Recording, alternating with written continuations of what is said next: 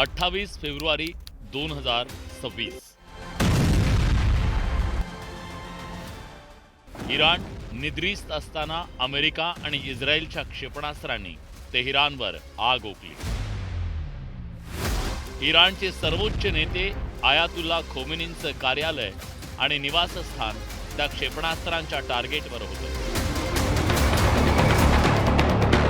एका पाठोपाठ एक क्षेपणास्त्र येऊन धडकली. कुणाला काही कळायच्या आत तो सगळा परिसर भाजून निघाला.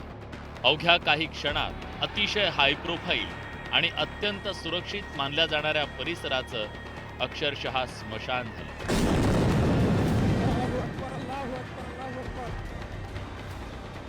इस्रायलची गुप्तचर संस्था मोसादनं खामेनींचा ठाव ठिकाणा शोधल्याचा दावा केला जातो. इस्रायल अमेरिकेनं ही मोहीम कशी फत्ते केली याविषयी आता वेगवेगळ्या थेअरी मांडल्या जातात.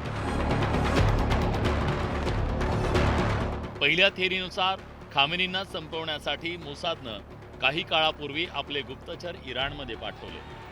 डॉक्टर बनून ते एजंट इराणमध्ये राहत होते.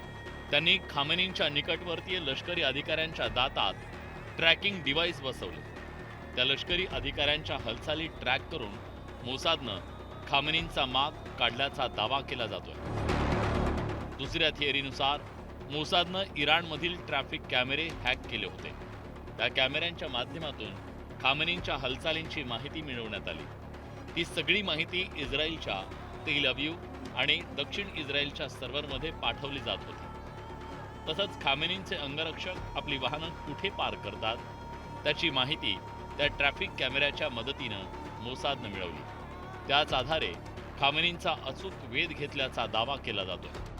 ट्रॅकिंग करता कमीत कमी 1.5 सेंटीमीटर बाय 1.5 सेंटीमीटरचा इम्प्लांट बसवावा लागतो. तो दातामध्ये बसत नाही. तो हातात, पाठीवर, पोटावर, मांडीत अशा ठिकाणी बसवला जातो. तिसऱ्या थेअरीनुसार इराणमधील लोकप्रिय बाद-ए-सबा ॲप मोसादनं हॅक केलं होतं. इराण विरोधात सायकोलॉजिकल युद्ध पुकारण्यासाठी याचा वापर केला गेला.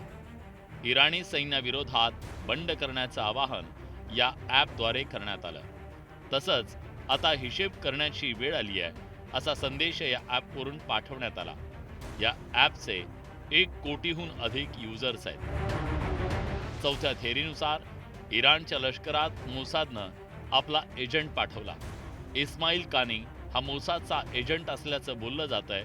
तो इराणच्या लष्करात कमांडर पदावर कार्यरत होता. खामेनींवरच्या हल्ल्यापूर्वी इस्माईल कानीनं खोमेनींची भेट घेतली होती. खरं तर मोसादनं यापूर्वी अनेक अशक्य ऑपरेशन शक्य करून दाखवले.